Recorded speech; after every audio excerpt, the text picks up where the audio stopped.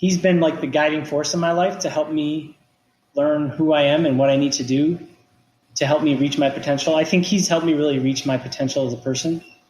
And in turn, I think we've done that together. He's always been my role model. That's Mike Carmody speaking of his brother John, who has special needs.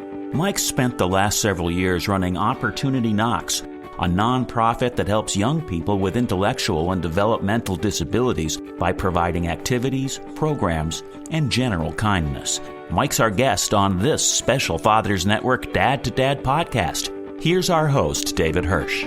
Hi, and thanks for listening to the Dad to Dad podcast, Fathers Mentoring Fathers of Children with Special Needs, presented by the Special Fathers Network. The Special Fathers Network is a dad-to-dad mentoring program for fathers raising children with special needs. Through our personalized matching process, new fathers with special needs children connect with mentor fathers in a similar situation. It's a great way for dads to support dads. To find out more, go to 21stcenturydads.org. And if you're a dad looking for help or would like to offer help, we'd be honored to have you join our closed Facebook group. Please go to facebook.com/groups and search Dad to Dad. And now let's listen in on this conversation between David Hirsch and Mike Carmody. I'm thrilled to be talking today with Mike Carmody of Oak Park, Illinois, who has a brother with special needs and is founder of Opportunity Knocks, a nonprofit that serves those with intellectual and developmental disabilities. Mike, thank you for taking the time to do a podcast interview for the Special Fathers Network. You bet, David. Thanks for having me. Let's get started with some background. Where did you grow up? Tell me something about your family. I grew up in Oak Park. I've one of 5 boys. I'm the middle. My older brother, Chuck, is involved in finance. My older brother, Phil, which is someone who my partner at Opportunity Knocks, he's a fireman. My younger brother, Colin, is involved in insurance. And then there's John. And it's been nice because each family member has taken a role in the organization. My dad is on the board of directors. My brother Chuck has been a financial consultant and helped with our budgets. Phil works with me. He's the president, and he does the financial and marketing of the organization and HR. And then my brother Colin is involved on the auxiliary board, which is our young professionals. And then John is the inspiration. And then my mom just makes sure we all do what we're supposed to do. But yeah, everyone in our family has played a role in the building of this organization. And it's been very nice to see that. Yeah, I think it's great. It's been a family affair. To say the least, yes. Out of curiosity, which one of your brothers is the one with special needs? It's our youngest brother, John. Okay. And out of curiosity, what did your dad do for a living? My dad, he sold institutional bonds at first Chicago and then Wells Fargo and then in Capital. But yeah, he was a finance person. Out of curiosity, how would you describe your relationship with your dad? I think it's good. We get along really well. I'm more of an upbeat, outgoing person. He's a little bit kind of shyer, but I also get a lot of my attributes from him. So I think we're very similar in a lot of ways. We're very community oriented. We're very welcoming to people. I think the biggest thing is we're givers as a family. That's a really important characteristic to have. Yes. Not that the whole world falls into 2 categories, those that give and those that take, but it's an admirable quality. So what are some of the more important takeaways in addition to being community-oriented, welcoming to people, and giving that come to mind? What are the takeaways? Is there something that always comes to mind when you think about your dad? I think it's finding the good in people. He was a coach, and I also became a coach. And I think that's one of the things he taught me was always trying to find the good in people and helping advance people or helping them improve or helping them become more aware of things, in turn helping yourself. He had a good sense of humor. But our sense of humors are totally different, though, I think. But like I say, I'm more of a cheerful, outgoing person. He's more of like a quiet. He can be a lot quieter. Okay. Would it be fair to say that you're more extroverted and he's introverted? That's a great way to say it, actually. Okay. Well, I'm wondering if there's anybody else that when you were growing up or as a young man yourself that played an important role in your life? Father figure of types. Yeah, I've had a couple. One is I guess he's like my adopted uncle. And I grew up with his son and his other children. And he's actually a member on our board, and he's someone I consult with on a lot of things. His name is Tom McShane. I think one of my most influential people also is high school basketball coach. His name was Al Allen. And he was a person who told me I wasn't going to play, and I was going to sit on the bench. And it was probably my best learning opportunity to raise and elevate myself with the help of my teammates to become better. And it's funny because we ended up having an amazing relationship. But the challenge that he gave me was something that really changed my life. So it's begging the question, did you actually play or did you sit on the bench? Well, at the end of my junior year, when he said I wasn't going to get a jersey, I ended up playing in a playoff game. And I ended up being like my senior year, I was seventh man. He presented something to me and I took the challenge. It wasn't easy, but it was something I had to work for. Yeah, well, that's a really important lesson to learn at an early age. And it sort of coincides with what you were saying about being a coach, bringing the best out of people, because it sounds like that's what he did for you. Yeah, and that's why I wanted to go back and coach. Right after college, I did that with him and my other mentors and coaches. Excellent. So from what I remember, you went to St. Joseph College in Indiana, and then you also, years later, went and got your master's degree from Dominican University. So what was it that you wanted to be doing when you finished up with your schooling? Well, I wanted to be a history teacher and a coach. The history teacher thing lasted about one semester because I didn't realize how much I was going to have to read. And comprehension was always something it still is an opportunity for me for growth. So with all those things, I think I realized that there were other avenues in education. And my brother was always a huge part of my life. So I ended up getting a degree in elementary education / like endorsements and special ed and other things. So the goal, like I said, was to go back to my high school and teaching coach.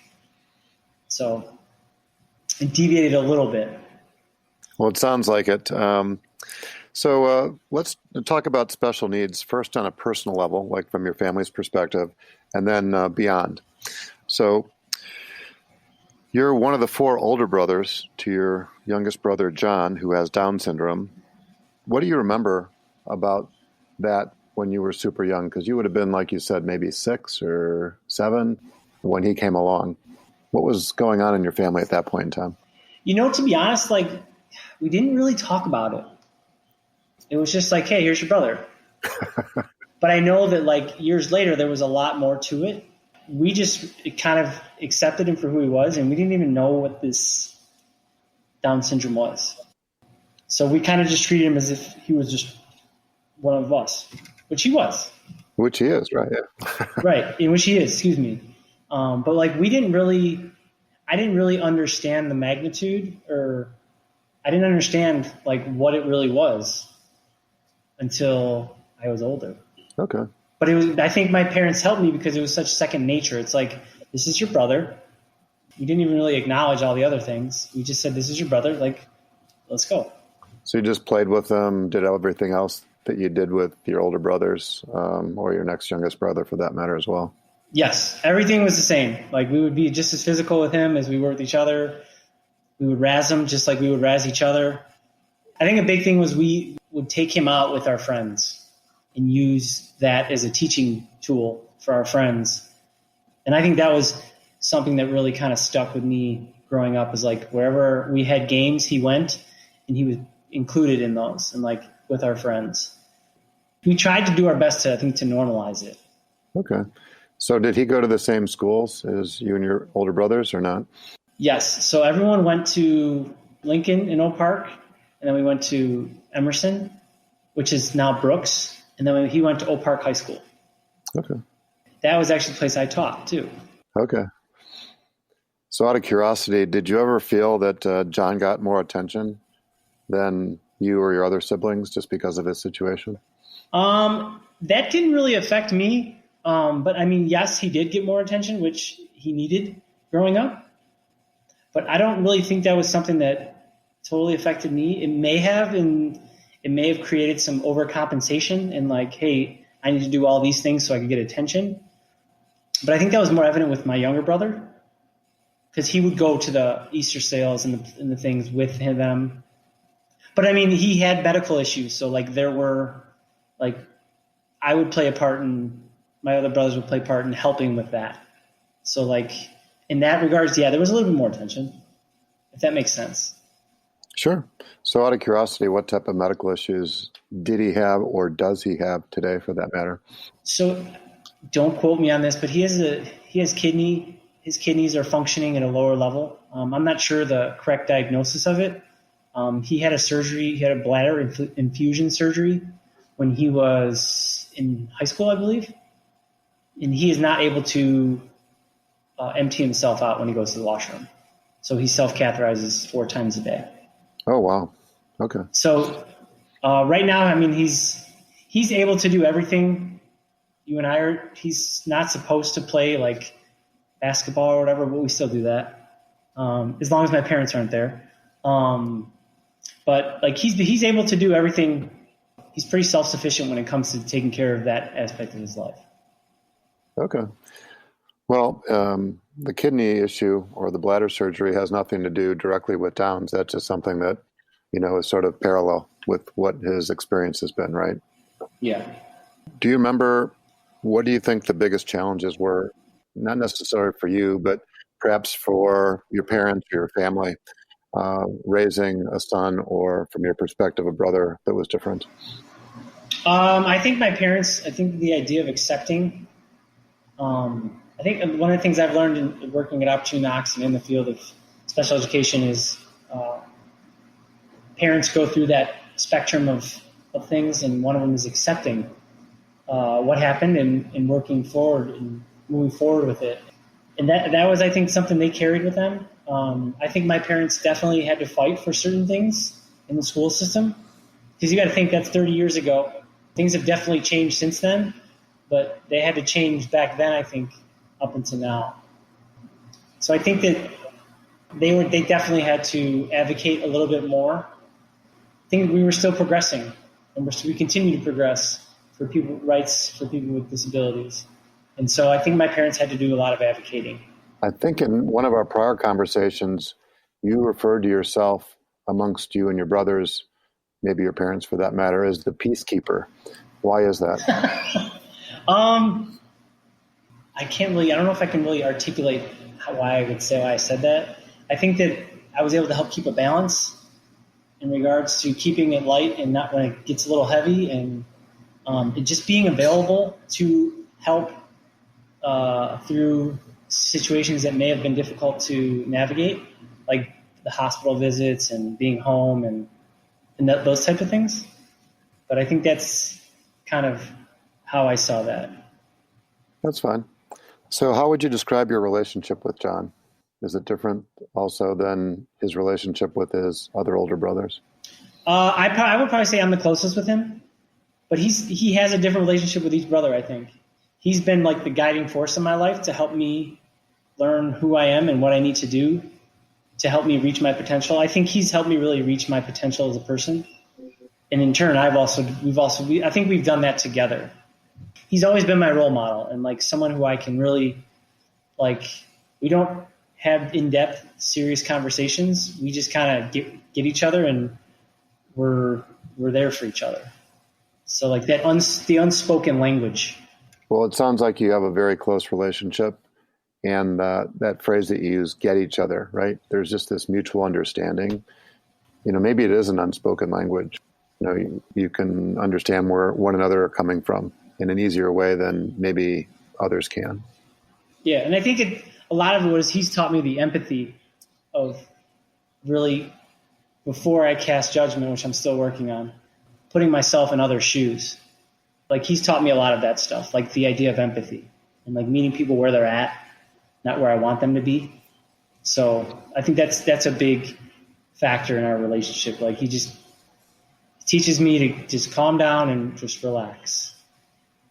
And he's also, I think the big thing is that it's really, anything that happens really is not that big of a deal. And it's amazing how, like, he's able to let things just roll right down his back. Like, that's what really blows me away about my brother and his friends, is like just how carefree they are. It's just like, oh, okay, that happened. All right, let's move on. And their backpacks are very light. I like that phrase. The backpack is very light.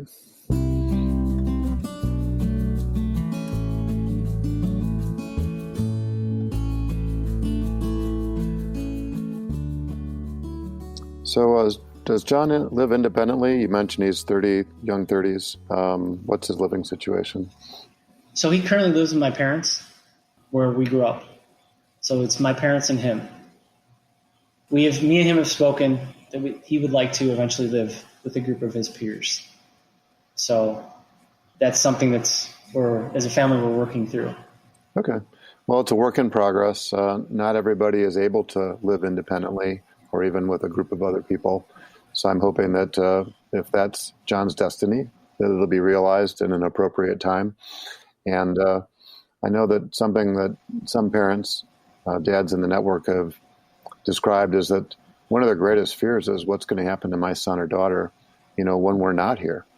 And it sounds like your parents are not only both still alive, but healthy, and that John has 4 older brothers, right, that can advocate and look out for him. And I'm hoping that whatever the solution is the right solution for John. Yeah, he has a very good support system, even outside of us in the community. There's a lot of people who look out for him. Excellent. Were there any organizations that your family benefited from, or that John benefited from as he was growing up? I know he did Easter sales, and we would go to Misericordia events growing up. I remember that, like the Family Fest. And then the Oak Park school system, I think, was something that really helped him. And he was also my dad was big in Oak Park baseball, so he was able to include him in those things.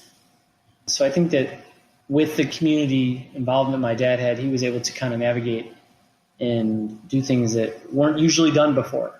Yeah, that's excellent.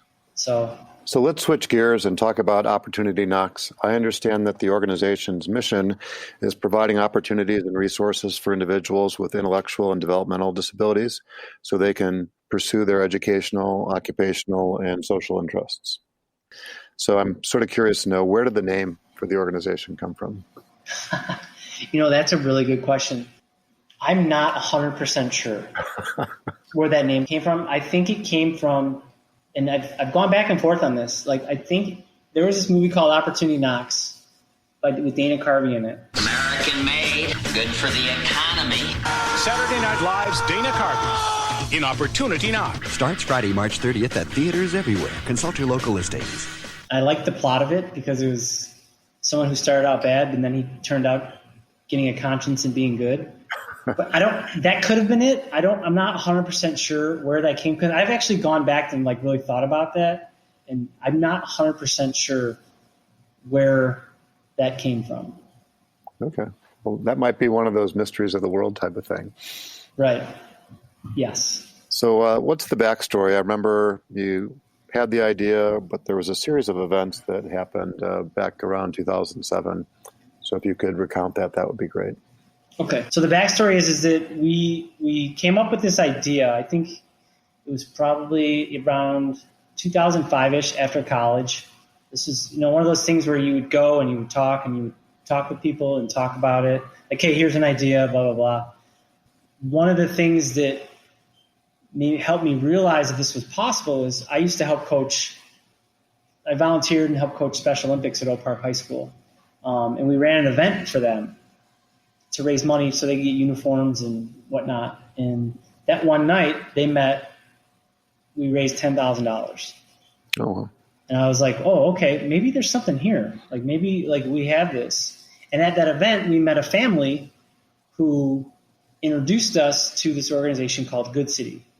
I was talking to the sister of the family member. We got the Nonprofit for Dummies book. We started to write up ideas. And then she connected me with Good City. And it was grassroots.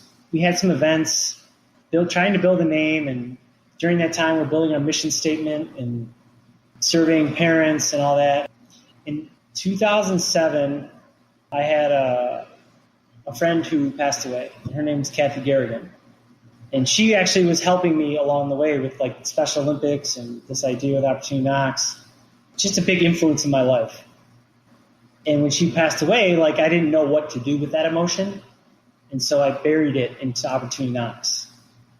I tried to put all of the energy I was having trouble processing and the feelings into this organization. And so we started a softball tournament in her name. In the third year we did it, we were able to raise $40,000 or $50,000, which helped us say, you know what, we're going to do this. And before we did it, we did a lot of work, like building our board and surveying parents and surveying warriors, which we call the people we serve, and finding a place to do it and building the place out. And then we just, after that year we raised the money, we took the dive. I think that is a pretty good timeline of how it kind of came to fruition. Well, thank you for sharing. I'm very sorry to hear about your close friend, Kathy Garrigan, passing away at such a young age. But what a testimony to her life that you've been able to create, and a legacy that I think that you and the others who helped co-found Opportunity Knocks can be so proud of. So the program has some physical aspects of it, like there's a place where you do the work that you do. And I'm wondering how that has evolved from the beginning and to where you are now. Well, it's evolved tremendously. So we're actually sitting in the room where we first started doing programs. And we're sitting in Kathy's room. So we initially were looking for places in the Oak Park and Forest Park area. And we looked at a couple storefronts and whatever. And then one of our board members was connected to the Forest Community Center. And he's like, hey, you guys should look at this space. And so the room that we're sitting in was an old storage room that we converted into a space to do programs. And so with that space, we also had a relationship and a partnership with Oak Park High School, which in turn has given us a lot of great things. So we space share with Oak Park River Forest High School Community Integrated Transition Program. Okay. And then our second phase was we created the Life Shop, which is a 22 and up program. It's 8:30 to 2:30, so that's an all day. So that's a day program.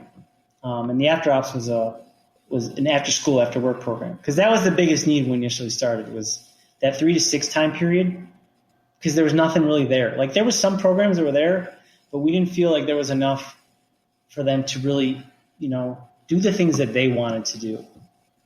So the second aspect was the day program. And the third aspect was our social enterprise, which is we have a space where we lease land from the reuse depot, and there's a farm. There's 30 raised beds of different vegetables.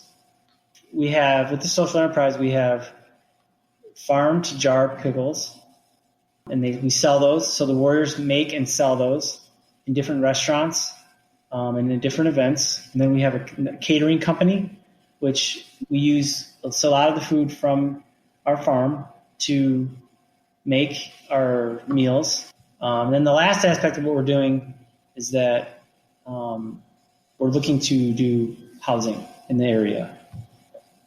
All the things that I've just mentioned to you, we have increased our space at the community center. So we have this room, and then we have space upstairs, and then we have access to other rooms. So as we've grown in this space, we've also expanded here. Well, it's very interesting how it's grown and developed over the last dozen or so years. So when you first started out, how many warriors, those are the participants in your program, were involved in the program, Mike? 18. Our first session was 18. And did you have employees back at the beginning or not? Yes, we had 3 employees and lots of volunteers. And what are you up to now? How many warriors are there, and what's changed as far as the number of employees and the expanded programming? So we probably provide service to about between 30 and 50 warriors a week. And how many employees we have? So we've gone from 1 full-time employee to 9 full-time employees. And then I believe we have 15 to 20 part-time staff. And we also have a lot of warriors that we are employing during this process too. If you've been doing it for 10 years, you've had people start out after school basis, then transition to the programs, the Life Shop programs, and then beyond. So it's wonderful that you're not only able to help somebody as a younger person or a young adult, but that they might actually be included in your program. So I'm wondering if there's a story or two that might exemplify, somebody's progress through the Opportunity Knocks organization. Oh man, there's a lot actually. I would say I think a lot of our guys. It's been great to see because some started in After Ops, then they went to the Life Shop, then they also now are employed. We've had some people who originally were not. People would not be like, "Hey, I want to hire them." But I think with the programming and the confidence that was built and the opportunities that were presented to people, we've been able to see people who may not be quote unquote employable be productive employees in a business that's thriving.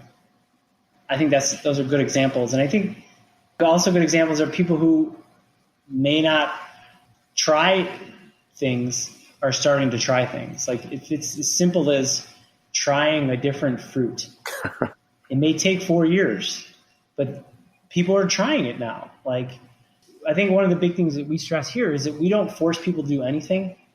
We try and provide opportunities for them to become aware and try things on their own. I think it's really important. You want to create opportunities as opposed to change people, right? Like what's best for somebody, or that one way is better than the next way. And I think that's the wisdom and the respect that I understand that your program entails. I remember reading something about the goals in all of your programming, and there's an acronym that you use called VIEW, VIEW. And if I remember, that stands for voice, interdependence, experience, and wellness. Could you speak to that? Yeah, actually, that's my brother was the one who he's the wordsmith. Which brother are you referring to? I'm referring to my partner in crime, Phil. Okay. My older brother. But yeah, that's kind of just who we are as an organization. Like the voice, we provide opportunities for people to use their voice and express and do the things they want. The interdependence is a really good one because this idea of independent, I feel like that's something that's used. It's like, oh yeah, you're independent, but who really is independent, period? Like this idea of independent is something we wanted to kind of not really focus on. It's more interdependent. Like we depend on each other and other things to rise and continue to grow. I was going to say, I see that interdependence as a strength, not a weakness. Right. Emphasizing the importance of working together and the sense of community, and the visions that come to mind that people that are independent, if you will, are people that live in caves and people that are hermits and people that are just sort of removed themselves from everything else. And that's not healthy either. And then another aspect is wellness. One of our big components is that we want to create lots of opportunities for our warriors to be well in the community. And that's not just physical activities. That's mental, that's emotional. It's learning to find out who you are and who you want to continue to grow with. That's fabulous. And then social. We realize at Opportunity Knocks that the way that our staff and our warriors are going to continue to grow as people is if they do it socially together in fun activities that they want to do, not that they're told what to do. So social is a huge component of what we do here. So we're going to amend that from view to views, since there's an S on the Yes. back of that. Okay. Yes. Well, thanks for clarifying that.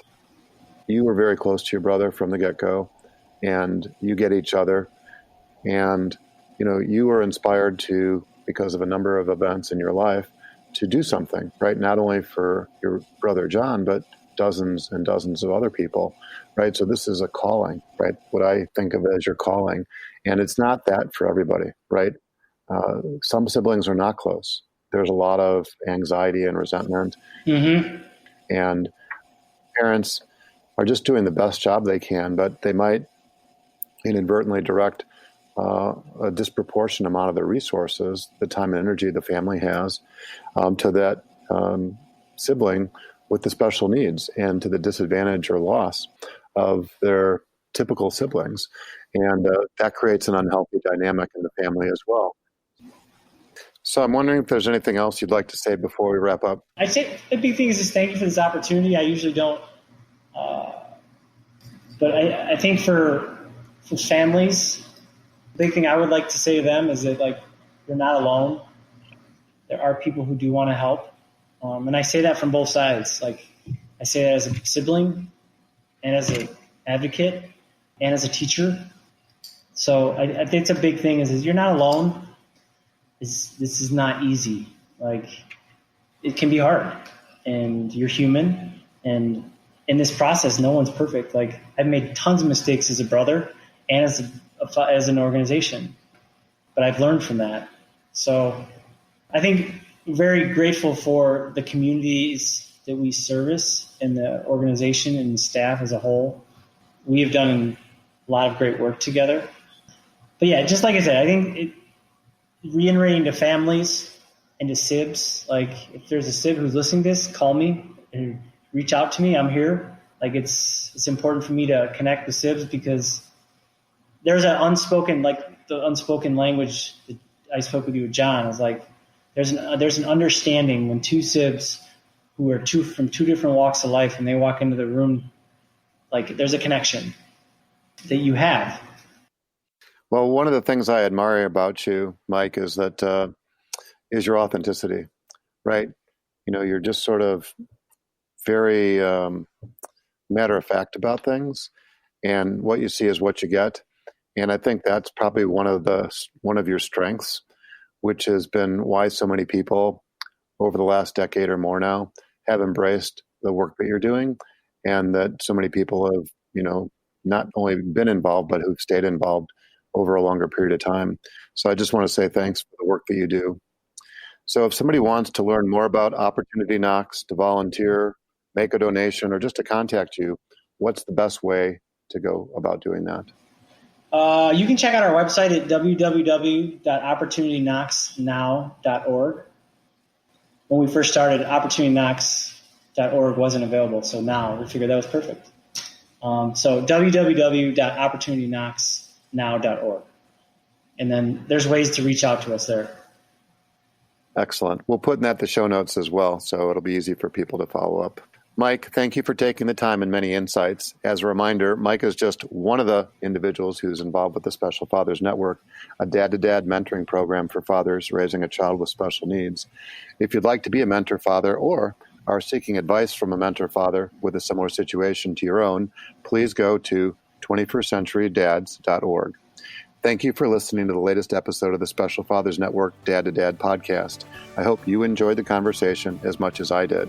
As you probably know, the 21st Century Dads Foundation is a 501c3 not-for-profit organization, which means we need your help to keep our content free to all concerned.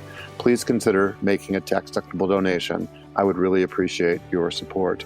Please also post a review on iTunes, share the podcast with family and friends, and remember to subscribe so you'll get a reminder when each new episode is produced.